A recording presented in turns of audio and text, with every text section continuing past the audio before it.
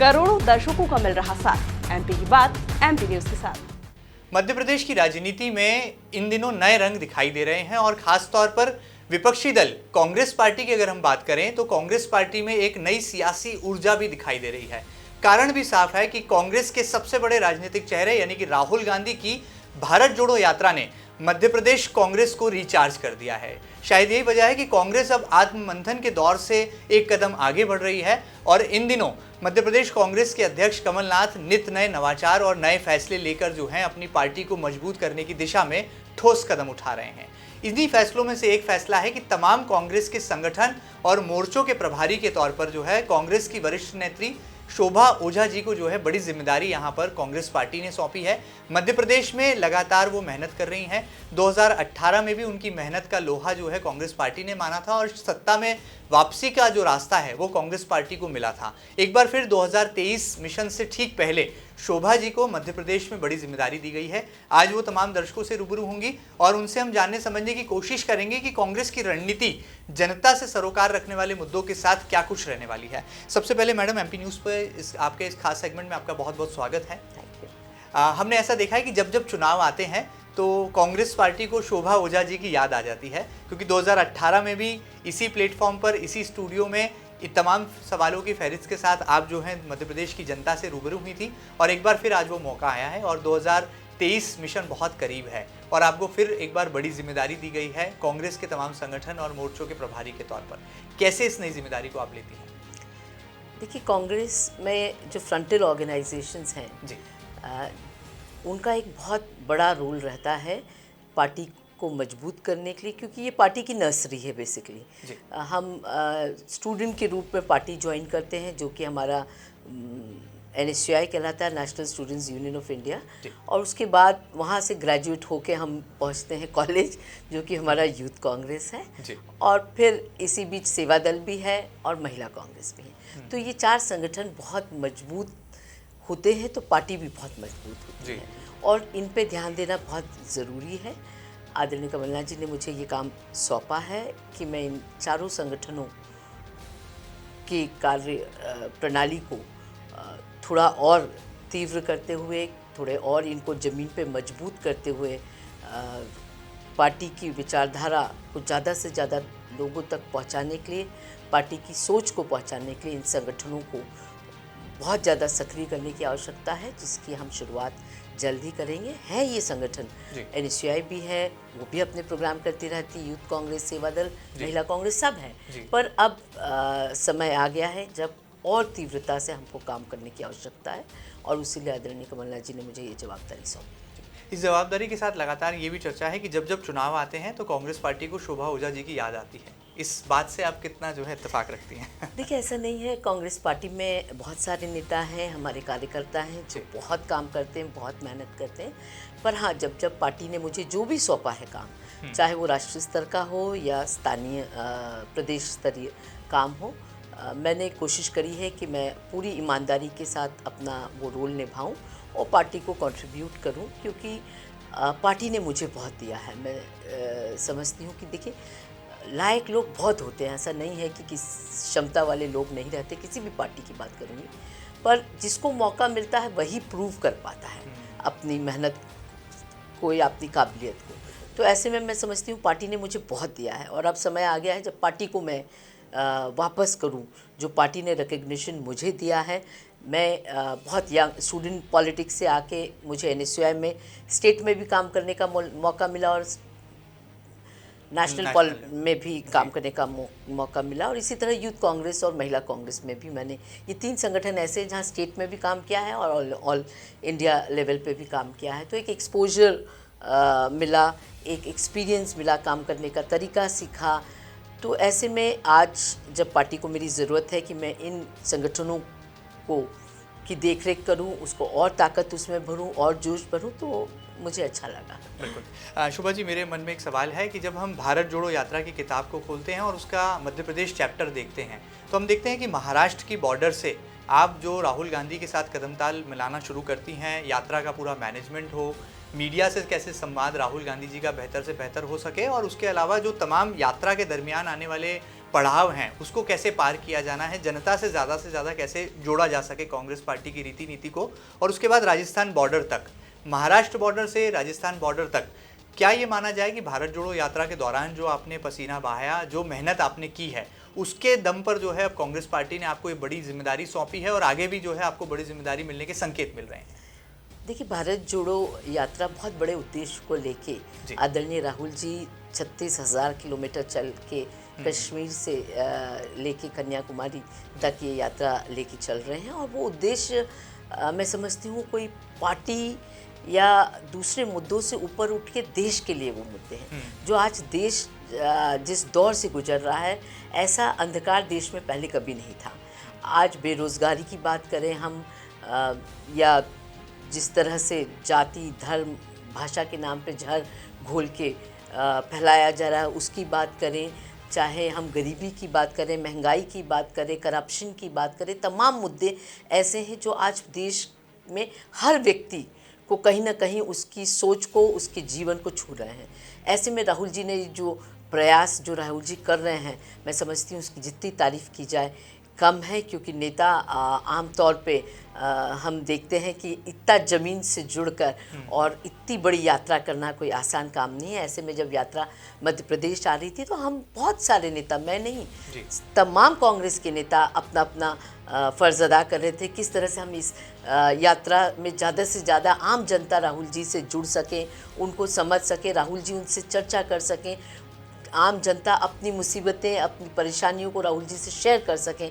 इसका हम प्रयास कर रहे थे और मैं बहुत खुश हूँ कि मध्य प्रदेश में यात्रा बहुत ज़्यादा सफल रही और आम व्यक्ति राहुल जी से मिल पाया, चाहे वो गरीब था, किसान था, महिलाएं थी, स्टूडेंट्स थे, और यहाँ तक कि जो हमारे चैलेंज लोग हैं वो तक फिजिकली चैलेंज लोग भी राहुल जी के साथ चले। उनमें भी एक आत्मविश्वास बढ़ा कि राहुल जी हमको अपने साथ लेके चल रहे हैं।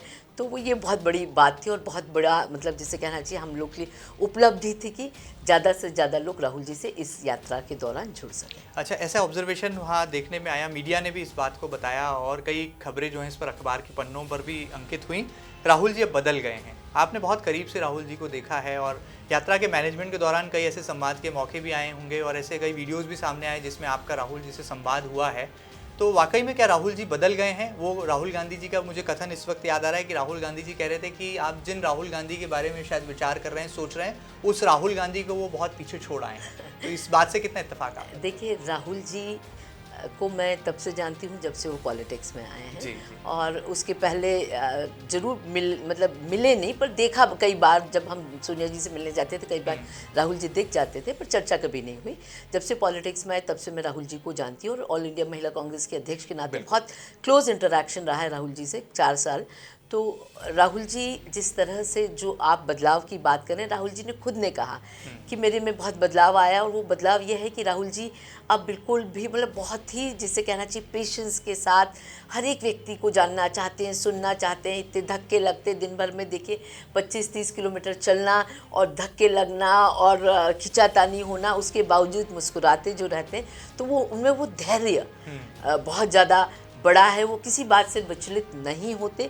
खैर, मैं तो राहुल जी की बहुत तारीफ़ करती हूँ जिस तरह से भारतीय जनता पार्टी ने करोड़ों रुपए खर्च करके राहुल जी का एक जो परसेप्शन बनाया था समाज में, राहुल जी को जिस एक इस तरह का परसेप्शन बनाया था जैसे राहुल जी कुछ जानते ही नहीं है, और जो उल्टे सीधे वीडियो को कट पेस्ट करके जो सोशल मीडिया के माध्यम से जो ये बदमाशियाँ, इनका जो डर्टी ट्रिक डिपार्टमेंट है बीजेपी का, वो करता था, उस तमाम इससे पब्लिक परसेप्शन ये बना गया था कि राहुल जी कुछ समझते नहीं हैं। पर हम जानते थे कि राहुल जी सब समझते हैं और बहुत ही अच्छे एक इंसान है राहुल जी बेसिकली, जो कई बार पॉलिटिक्स को किनारा करते हैं और उससे ऊपर उठ के देश के लिए सोचते हैं, आम लोगों के लिए सोचते हैं, आम लोगों के दर्द से विचलित होते हैं और उनको उसमें से निकाल कर उनके लिए कुछ करने की इच्छा शक्ति रखते हैं। तो वो राहुल जी को हम तो पहले से जानते थे, पर देश आप जाना है जब वो जनता के बीच में निकले हैं, जब वो लोगों से सीधे संवाद कर रहे हैं, तब देश जान रहा है। और राहुल जी में धैर्य में पहले भी था, पर अब बहुत ज़्यादा धैर्य आ गया है।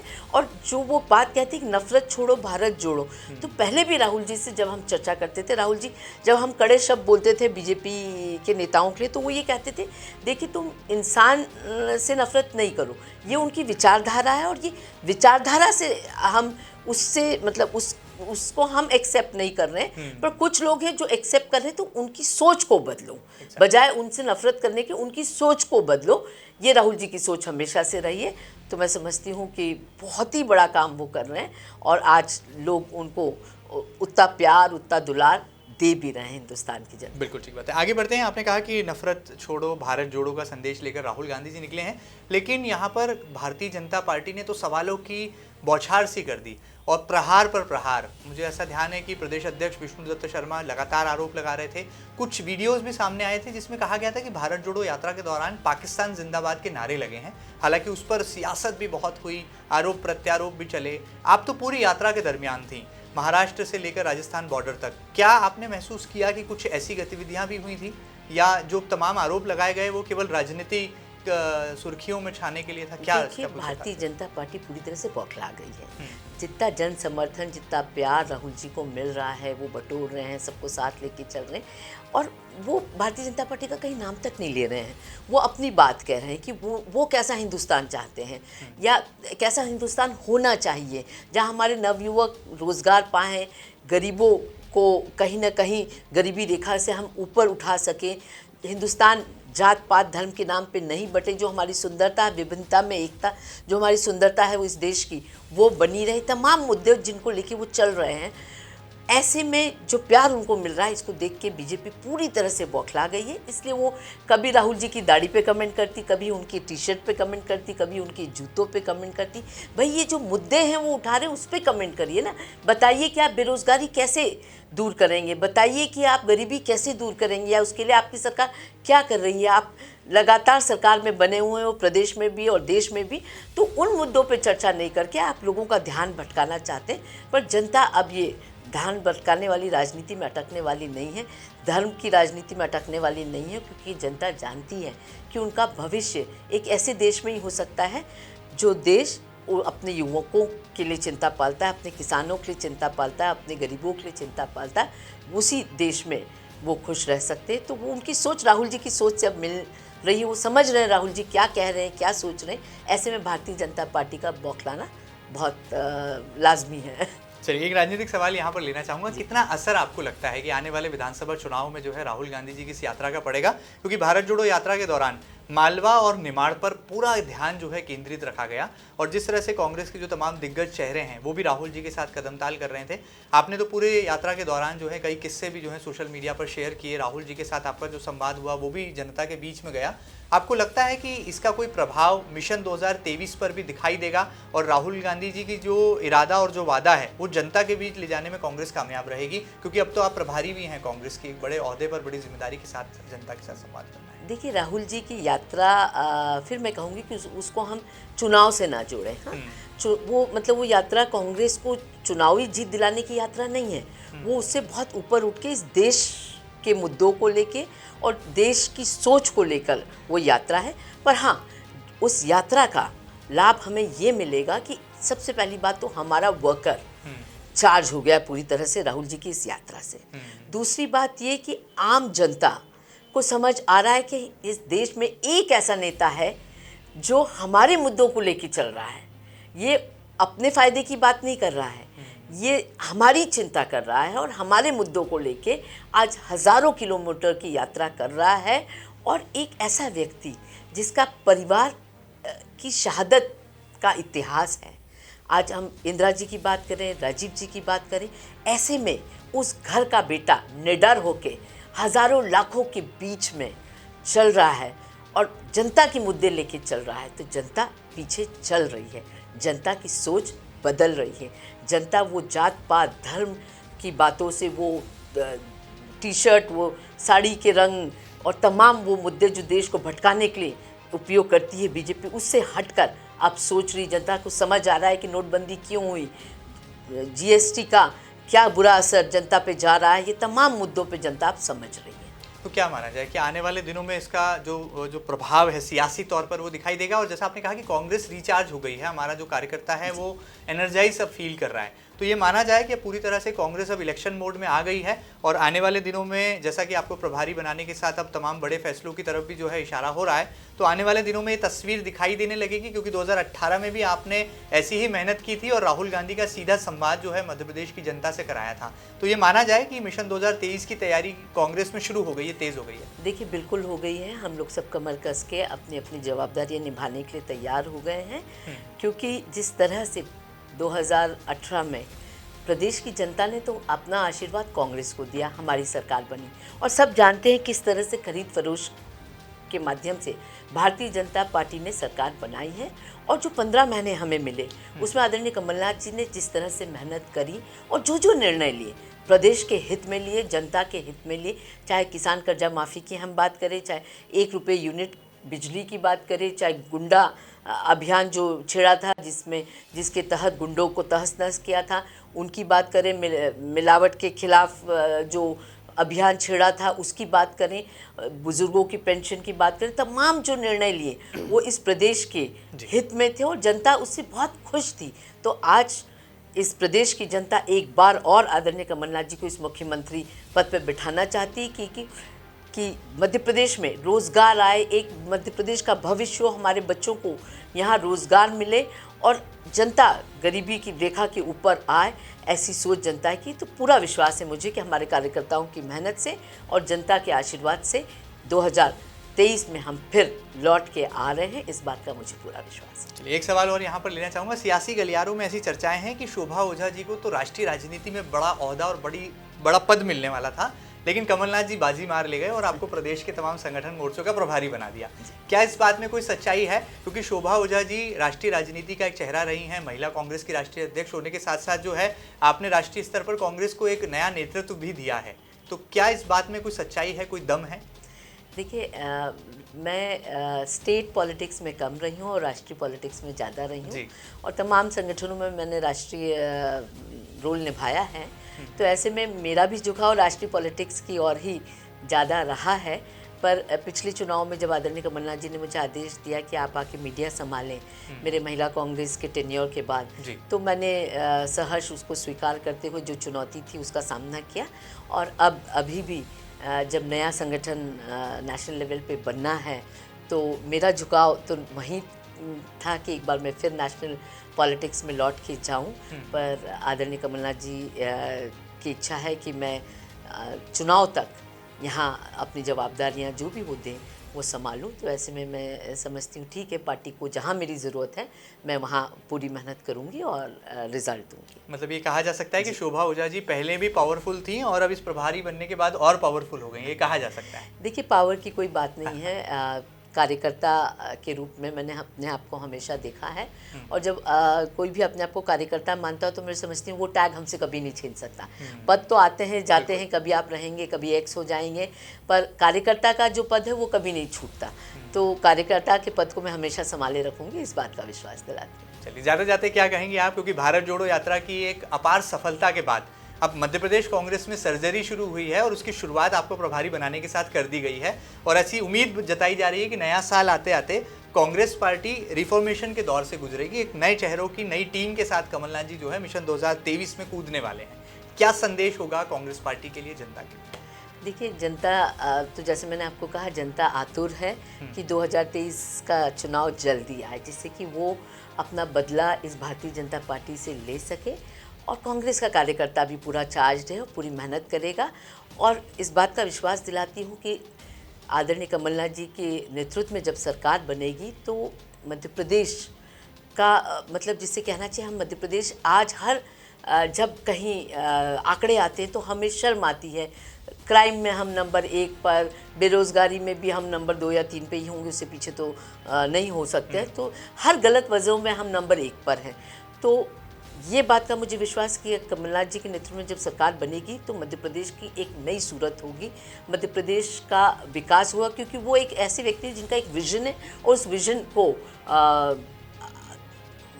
उतारना उन्हें आता है। तो उस सोच के साथ वो काम करेंगे तो ज़रूर ही मध्य प्रदेश का चेहरा बदलेगा और जो गलत वजहों से मध्य प्रदेश को जाना जाता है, हमें अच्छे वजहों से जाना जाएगा कि यहाँ सबसे ज़्यादा रोज़गार है, यहाँ क्राइम नहीं है, महिला अत्याचार नहीं है, लॉ एंड ऑर्डर अच्छा है, गरीबी रेखा के ऊपर ज़्यादा लोग आए हैं।